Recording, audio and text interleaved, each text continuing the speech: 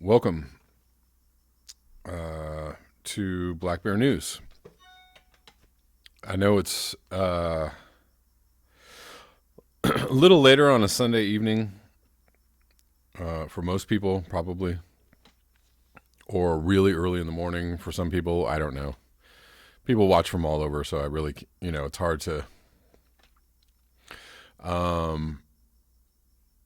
to gauge for other time zones. But as far as the United States, it's you know getting late at night for most people.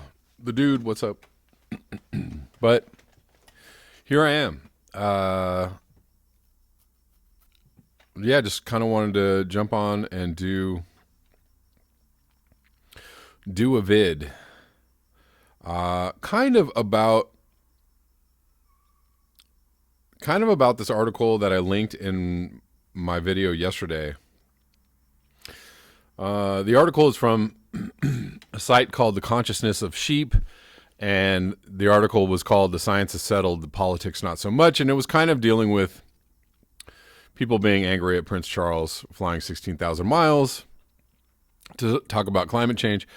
And, I went off on a tangent about that yesterday, but I didn't get too deep into the article. But just to touch on some of the points, the first paragraph in the article is outside the USA, there is a broad consensus that climate change is real and is a consequence of successive generations of humans burning fossil fuels. There is far less unity, though, when it comes to doing something about it. For those perched at the top of the mountain, the view is perfectly clear. Climate change is the issue of the moment and has to be tackled without delay. Governments, companies, and individuals are all going to have to adjust to the new reality. So it gets into, this is the point that I kind of wanted to get to today. But the view from the bottom of the mountain is hazier than the view from the top. Consider why Emmanuel Macron did not show up at Davos this year. The French president took precisely the kind of action deemed necessary to tackle the climate emergency, whacking up the cost of driving fossil-fueled vehicles, only to find the country erupt into protest. The message to Macron from those on low incomes was clear: don't talk to us about the end of the world until you have told us how to make ends meet at the end of the month. So that's the crux of what I wanted to get into. Obviously, Macron did this totally ass backwards. This wasn't, part of a Green New Deal. This was just, some random implementation of like a carbon tax, basically. And, so, they rolled this out, extremely badly, shoddily, if you will. And it resulted in people just getting extremely angry. So it's the eve of the Iowa caucuses. It's the eve of the first of the primaries in the U.S. presidential race. And, mainly Bernie Sanders looks like he is in a good position. He looks like he's in a good position in a lot of states. And a big part of his platform is the Green New Deal, or his Green New Deal, which is the most extensive. Let me take a second to just say hello to everybody. Echoes of Not, Keith Boyd, Going South, Karen Daly, what's up? Trish Kaiser, CB Unglesby. Going South, how you doing? It says it's quietly snowing here, which is a good thing, right? It should be snowing. Actually, it's crazy here. We went from like in the 80s, solidly in the 80s yesterday. It was hot. Probably in some places closing in on 90 degrees yesterday. And now it's suddenly turned cold and it's raining, softly raining here. And it's going to be a cold couple of days. So we're getting a little wild swing. Excuse me. Yeah, we're getting the same. Karen Daly says here in Carson City, 73 yesterday, 40s and snow today. That's a serious swing. How How to do, everybody? Come on in. So yeah. Anyway, so a big part of Bernie's platform is a Green New Deal, the most extensive Green New Deal, and I think I think people are really sold. Middle Americans and mainstream Americans are really sold on his Medicare for All program. I think that they're sold, on a little bit of a lesser extent on canceling student debt and free college. I think that's like those are things that everybody is into. And there is a growing consensus in the U.S., even among Republicans, that climate change is real. And Bernie Sanders has, I'm wondering if this is quietly one of his strongest platform positions, right? Because the mainstream media doesn't want to give as much airtime to climate change as to maybe his other programs. But people are very concerned about climate change. It's obviously becoming a bigger and bigger issue. And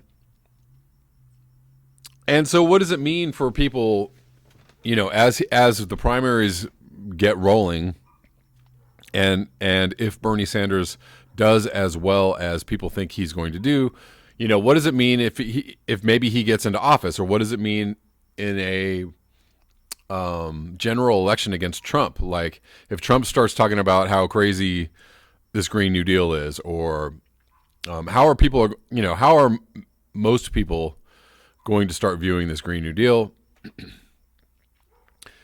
How are people reacting to the Green New Deal in other countries? Like I see that in the UK, it's kind of like a mixed bag. Let's say Bernie Sanders gets to be president and he implements a Green New Deal.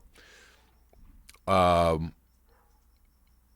this mean that people get on board with it? Does it mean that people get pissed off? Are there, do we see unrest, civil unrest, by, say, maybe truckers or people in the oil industry? Do we see people like getting really vocally irate about this, or do people just go like, yep, this is a problem, we should do this? I really, really think that the Green New Deal is a far better way to roll out climate change initiatives than the way that Macron did it. Macron did it terribly. Like carbon tax, for one thing, is the most, is a ridiculous tool, I guess, if you will, to fight climate change. It doesn't really, it's mainly an economic hammer, and it doesn't really address, and it's one hammer. It's one specific thing. It doesn't really address all the other things around it. You're just taxing people for buying oil, or you're taxing people for carbon emissions. And it's just really unwieldy, and it's just not very thoughtful in the big picture. So, my thought is that the only way you're really going to be able to implement a Green New Deal is if you actually do tax the rich, if you actually do focus on the elites and how it is that they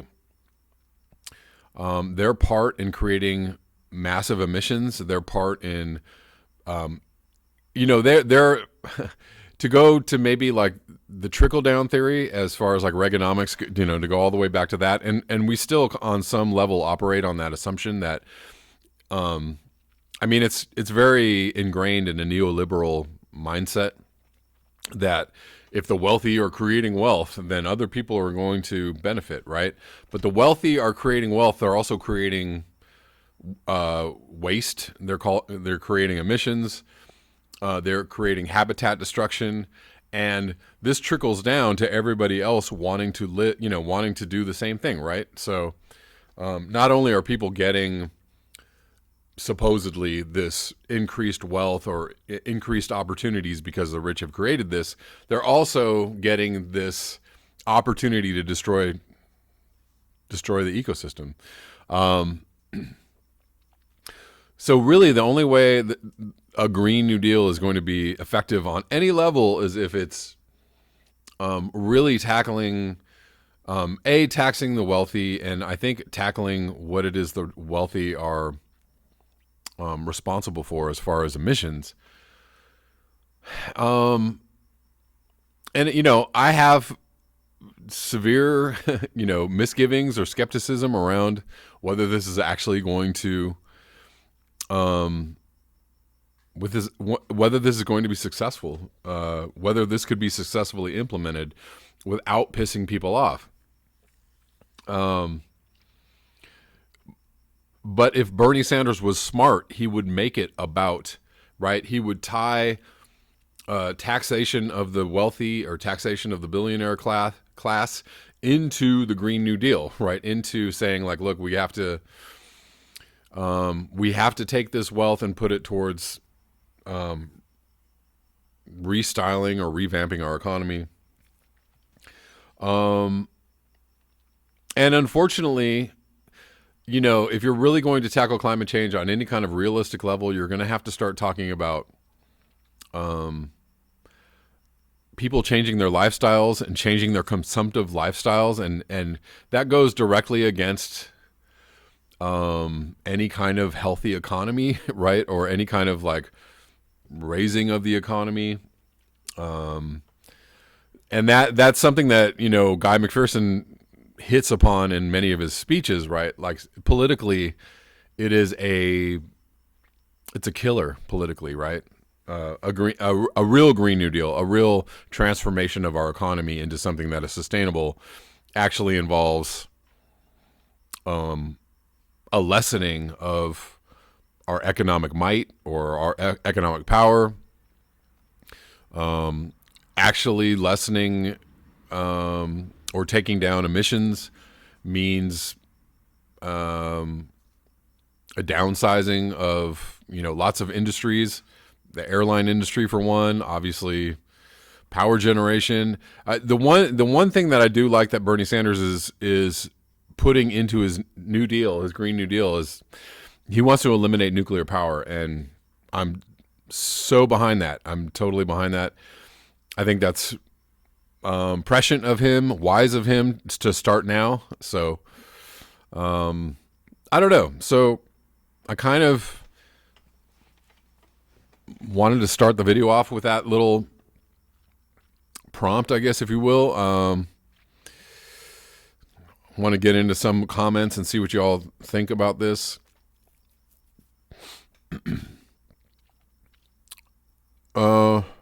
Let's see. Let me go back a little bit. Karen Daly says, I'm concerned about Iowa. The Convo Couch is worried that there are too many establishment types in his campaign. Hopefully we'll learn tomorrow.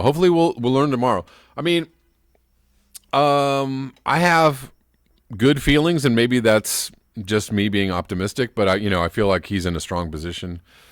I'm excited because I'm a political junkie, and I actually am like really, a lot of people think politics is just a dog and pony show, and for, in many ways it is, but I'm excited about the prospects for actual change.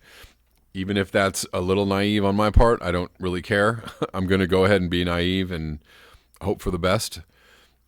And I'm excited about the possibility that, he could get off to a good start.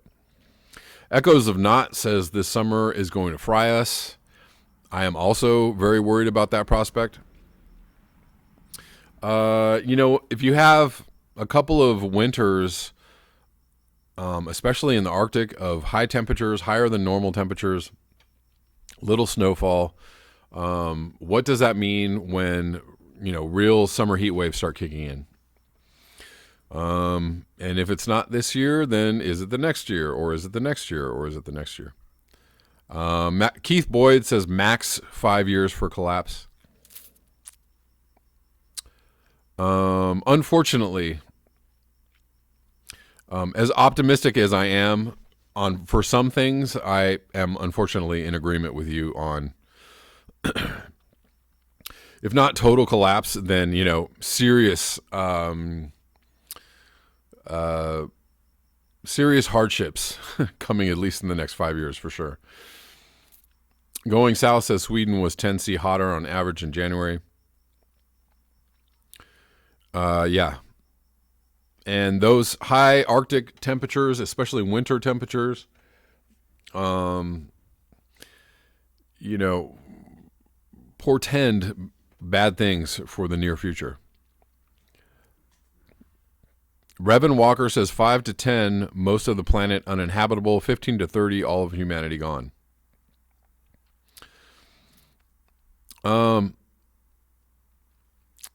Sorry guys, I'm going to try and read through some of your comments. Karen Daly, I hope Bernie has a huge turnout. I do too. Don't underestimate Biden. No, I won't underestimate Biden, but I think that he is, he's a dead man walking, and I don't, that's harsh. Might sound harsh because of his age, but as far as his candidacy, he's a dead man walking because he's, I think personally that his numbers are completely inflated. They're polling specific people to get a certain, what the media is doing, what the media always does, which is we're going to make Biden look strong in order to kind of inflate his electability numbers, right? They're gonna pad his numbers as hard as they can so that they see that as support.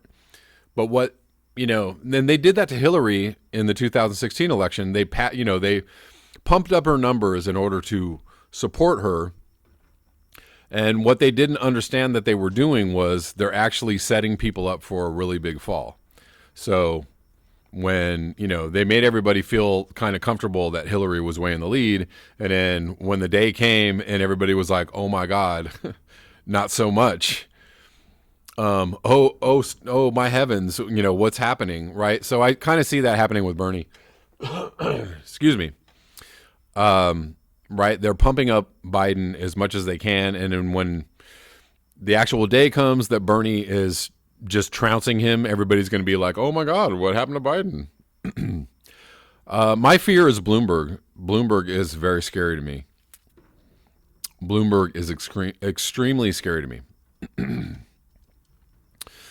Oceanic Estate says trickle down poison, indeed.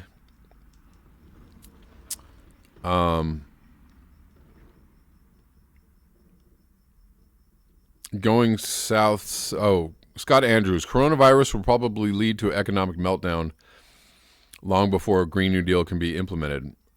We shall see. There's been a lot, estimates of very high numbers of infections over the next month. I mean, who knows? We every time this happens, there's a kind of this like hype, bubble, if you will, right? People get really, really scared for a couple weeks, and they're like, "Oh my God, could be dangerous, could spin out of control." And then that happened with Ebola, that happened with SARS, that happened. You kind of see this thing happening over and over again. I'm not downplaying the severity of the problem, but I'm just saying, like, we'll see if the bubble follows the usual trend line, which is, everybody gets real uptight for about a week or two, and then they kind of start getting cases under control and things kind of die out, and it takes a couple months, but the panic level kind of just fades away. And the news cycle carries on, and that's part of it too. Like, people go like, oh, what happened to that coronavirus? Oh, okay. I don't know. We shall see though. I mean, crossing fingers that it does not turn into some insane pandemic that takes out, or infects millions of people. I don't know.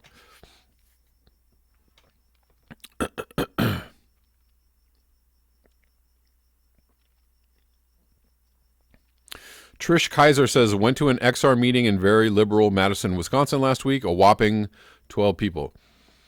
Yeah, and that's kind of like what happens in LA. LA is super weak on the, with all our forward thinking, super liberal minded, hippie / crunchy tendencies in LA. Like, people really don't have time to come out to a protest. Speaking of which, there's actually two protests next week in Los Angeles, February 3rd, and February 8th. Let me see if I can find the email, just in case anybody is interested.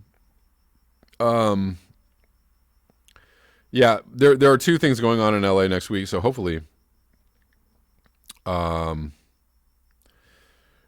there'll be a turnout for that. I'm going to try and cover the XRLA. Let's see.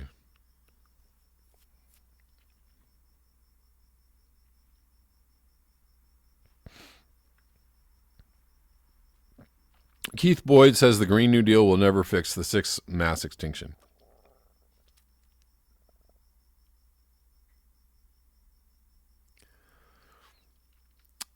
You know what? CB Unglesby says Bloomberg hates Trump going to help in the end.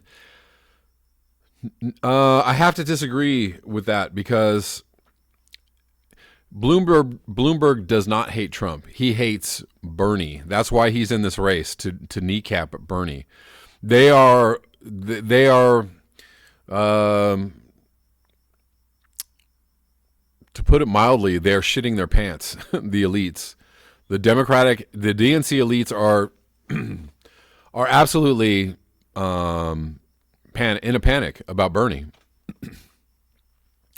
and they see Bloomberg. Bloomberg gave the DNC hundreds of thousands of dollars before he got into the race. They are very, very, at least the DNC establishment, are very chummy with Bloomberg, and they're very keen on Bloomberg doing what he's supposed to do, which is get Bernie out of the way, or at least mess it up for Bernie enough so that we can have a contested convention. Trish Kaiser says, curious what the stock market will do this week. Keep waiting for the crash. Why this week? Do you know something I don't know? I don't know anything, but that's not true. But why would I'm wondering. They'll wait for the crash after Bernie elected. Well, that's actually kind of I could see that happening. Bernie gets elected, and then they do, something goes very, very wrong. Somebody was actually suggesting, who was it? Graham Elwood or somebody was suggesting that they were going to do a false flag, like a big domestic false flag, like right when Bernie got elected, so that Trump would have to stay in power. It would just completely screw up all of his plans, and he'd have to deal with this emergency for the first couple months of his presidency. I don't, who knows?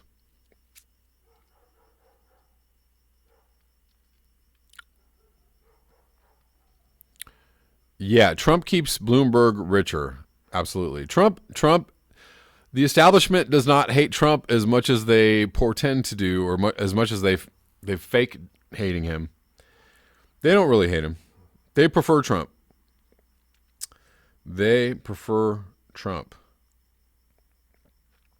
So let me see if I can see this calendar.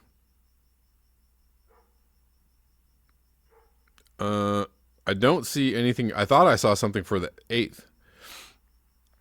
Maybe I'm wrong. So it looks like just the February 3rd action for Extinction Rebellion Los Angeles.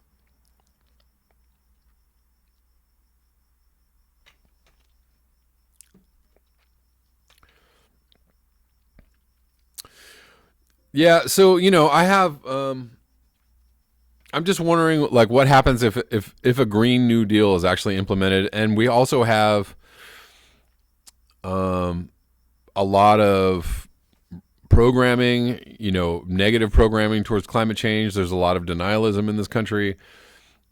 There's a lot of think tank funded denialist information out there. What happens if the Green New Deal gets, inches closer to being implemented? Do you have, do you have people really freaking out over it? And I'm wondering how, in some ways that might be more of a battle, because everybody, all of Bernie's other proposals make so much sense to people. But climate change, there's so much disinformation in the U.S. around climate change that I could actually see people getting like really upset about it. I think you have to tie it to something else. You have to tie it to taxing billionaires or somehow taking down the elites, rampant use of resources. There's just, you've got to tie it like somehow economically. And you also have to give people an out. You can't just say we're going to raise your taxes, or we're going to raise the taxes on fuel, or we're going to start just giving people incentives to buy electric cars and solar panels. Like you really have to kind of give people, and he's going to do this. This is part of his Green New Deal, is that he has like a jobs program, a guaranteed jobs program, where he's going to get people, kind of like the Job Corps around the New Deal, FDR New Deal. There was a jobs corps. People were put to work, building all these things, building like dams, building roads, building et cetera, et cetera. That's not necessarily good for the environment, but if you can get, at least if you can get people maybe out of intensively fossil fuel heavy industries and get them into other things. I don't know what that would be. That's, something that would be a good thing to suss out, maybe start sending up suggestions through Twitter or wherever to his campaign, like, hey, let's emphasize the green in the Green New Deal. Human says even the climate therapists are in denial.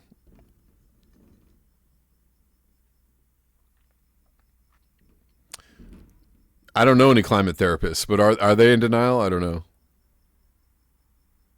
Book Hermit says if a Green New Deal is implemented, the rules for it will be written by the fossil fuel industry. Yeah, well, so let me read another little part of this article that's interesting. Let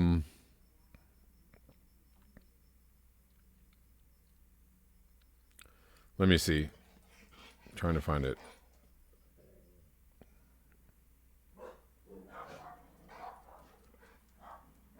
So it was talking about the idea that basically the Green New Deals are all just, money grabs for the elite.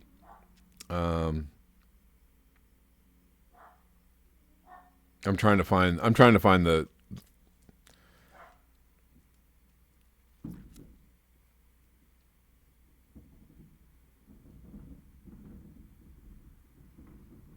So let me read this. The proposed solutions to climate change espoused by the elites are as unworldly as the belief that it is okay to fly around the planet while telling people who can barely afford the price of electricity to tighten their belts still further.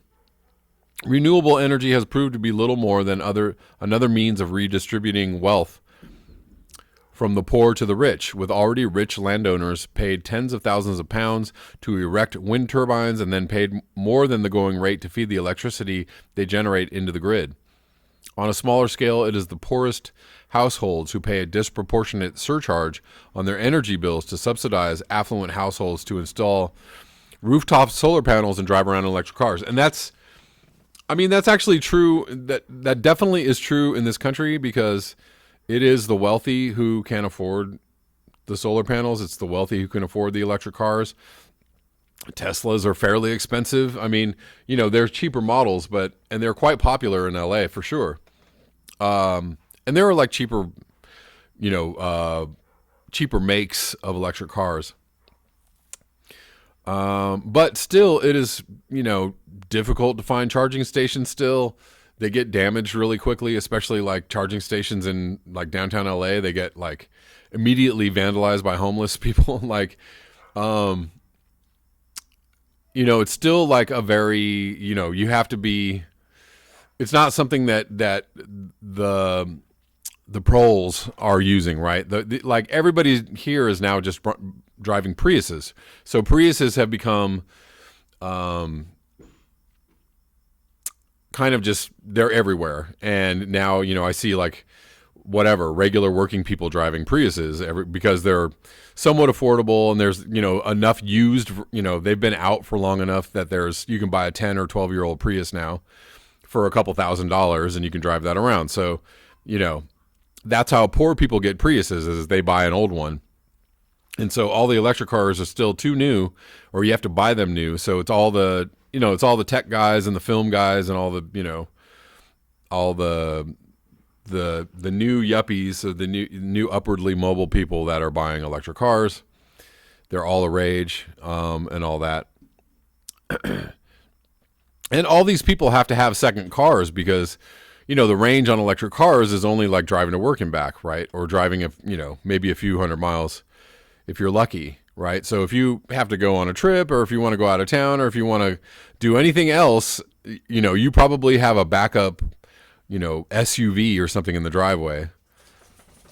I'm positive everybody that owns a Tesla has another car that's probably fairly expensive, and probably of the 4-wheel drive, it's probably a Jeep or something. Yeah, so it's very, right now all of it leans towards the rich being able to be the green ones. Also, eating food is, organic food is expensive. People are getting more educated around what they eat, but it still is, it's easier for the wealthy to eat, to eat vegan meals all the time, or, to eat well-prepared food. And the poor are, eating Impossible meat burgers from Jack in the Box, which is still not good for you, right?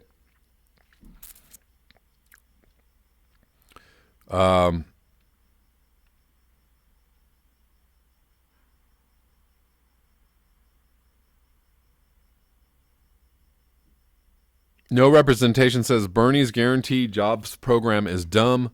What happens when a person is fired? A new job magically appears locally for them. Well, it's the guarantee is in the name, so you're guaranteed a job. So I think, I think they try and find you a job. They try and find you placement. I don't know what happens when people are fired. I don't know. I don't know how it works, but I mean that the idea. Maybe, I'm okay with UBI. UBI, no representation says UBI is far superior. As long as it's and UBI, right? Like, we need free medical care for everybody and UBI. Andrew Yang is talking about if you take UBI, you don't get health care, or you don't get food stamps, or you don't get services. His is an either or. That's why I'm I like Andrew Yang's ideas, but I don't understand that people don't understand that part of his platform, that it's either or, and that you're just kind of trading one thing for another.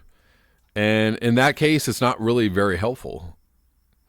And he's not for Medicare for all. And I'm sorry, that to me that's just got to be like a deal breaker for any presidential candidate. Like, if you're not totally for Medicare for all, free healthcare for everybody in the country, like, I don't know.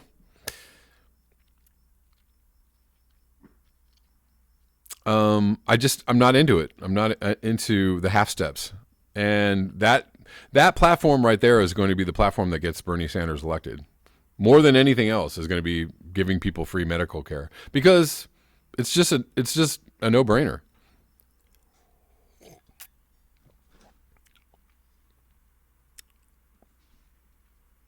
I'm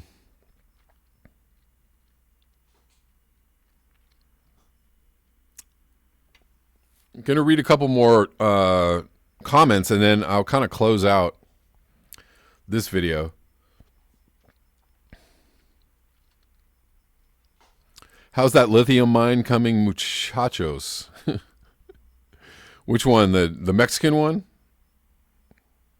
I'm assuming by the use of the word muchachos.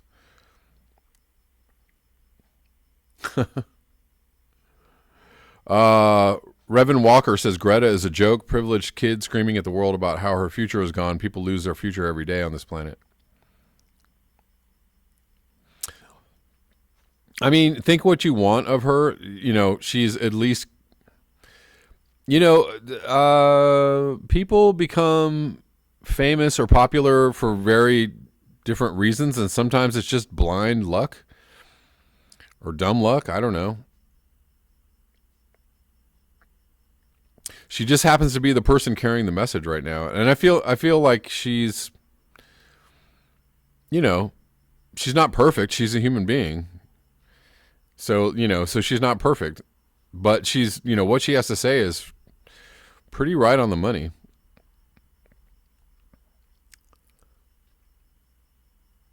Human says the Good Grief Network has a 10-step program for climate anxiety. Maybe I'll go check that out and cover it on my channel just for, you know, just for interest's sake.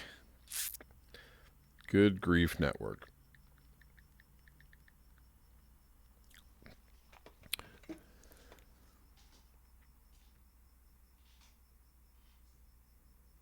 I don't know. We'll see what happens. Going South is linking a video to Robin W.'s censored YT video on Vimeo. That is regarding what? Or did you link that before? I think you linked that. Human says legal pot and free veggie seeds. Well, you're going to have legal pot if Bernie Sanders is in power. And you probably have free veggie seeds too. So there's that. One of the first things that Bernie Sanders says he's going to do is release all prisoners on drug charges. Anybody who's, you know, or marijuana charges, excuse me. I don't want to say all drugs.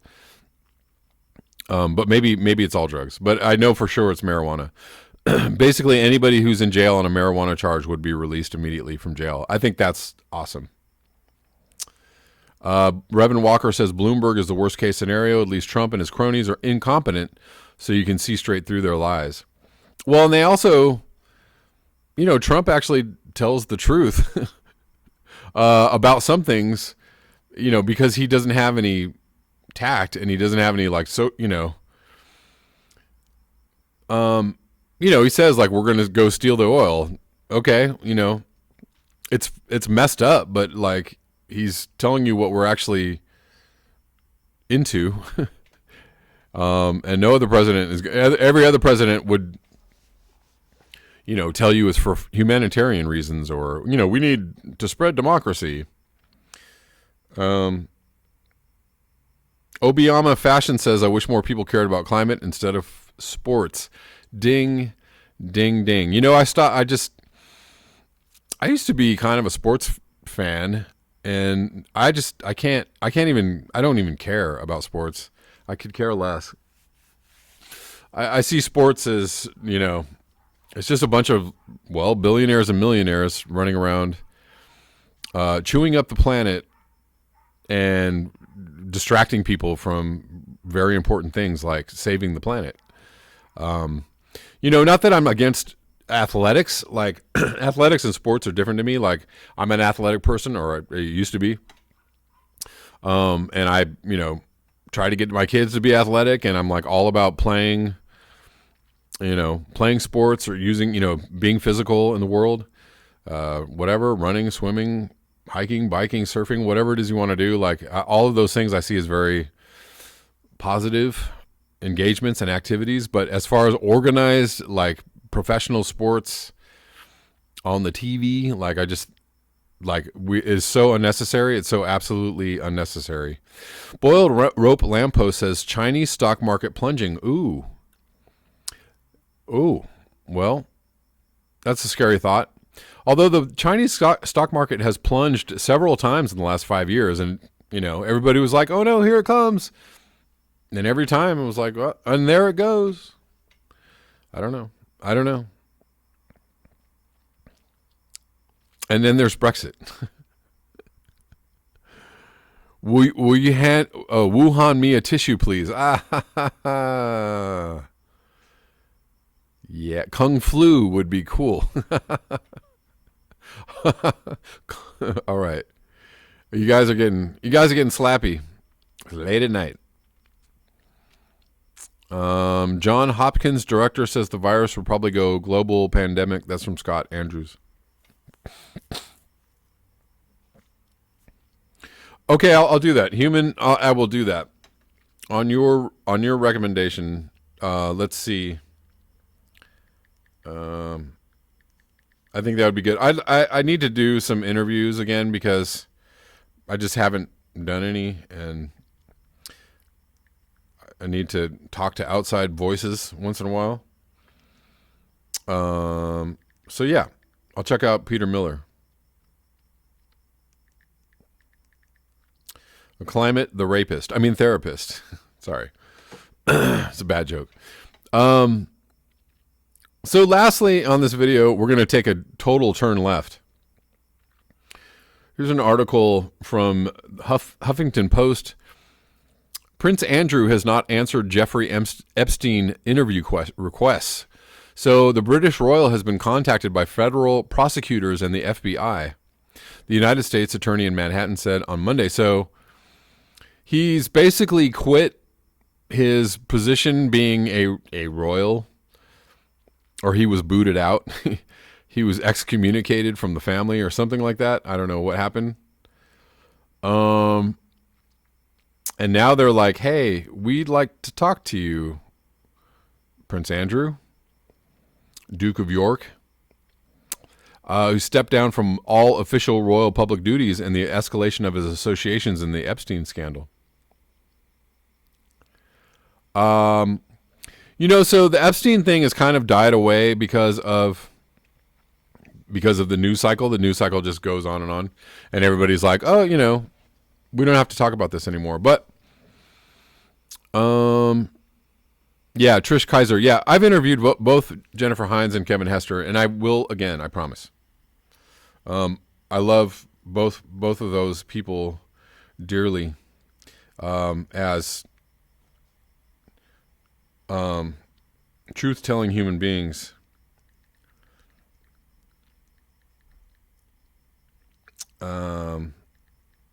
So yeah.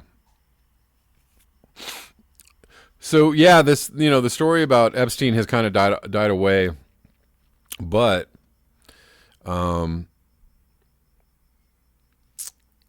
don't know. I kind of want to get back into covering it again. It's kind of just fallen away though.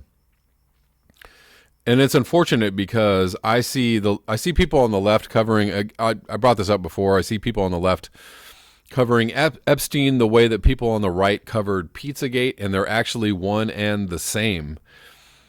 And, Pizzagate goes all the way back to John Podesta and the WikiLeaks emails. And, the funny thing is that Trump got elected on the slogan, "Drain the Swamp." And he will never drain the swamp because he is associated with Epstein, and with, he's got a finger in that whole Pizzagate pie, if you will, on some level. And he's also got connections to Epstein. And so if anybody who thinks that Trump is out here draining any swamps is obviously a moron. But, we all know this. Or highly confused. Let's put it that. I'll put it nicely. Highly confused. Maybe think about this. Maybe sit down under a tree, the weather's nice, and just ponder for a little while what all of this means. Interview Nick Humphrey. Well, yeah, Nick Humphrey. Also, I really enjoy interviewing Nick. I haven't had him on for a while. Clinton helped bury it. Of course, Clinton helped bury it. The Clintons and Trump helped bury it. And, you know that Assange is being prosecuted by the Trump administration. They're the ones that are after him. Supposedly, WikiLeaks helped Trump get elected. This is all part of the Russiagate thing. However, Trump is prosecuting or trying to get Assange extradited. So how does that make any sense? It doesn't. There is a web of intrigue in here that is not just deep, but extremely disgusting and scary. But I'd like to follow this case a little more because it's highly upsetting to me, and it's something that I think we need to stay on as much as possible. I heard that Ghislaine Maxwell was actually found and that she was possibly going to be questioned. Jim Massa. I'll check out Jim Massa. All right, guys, so I have to take off. I'm sorry. I got to end this abruptly. Thank you so much for joining me tonight, and we covered some good stuff. I will hopefully be back tomorrow with another live stream, probably. I don't know what time, but I'll just surprise you. Thanks, guys. Have a good night, and peace out.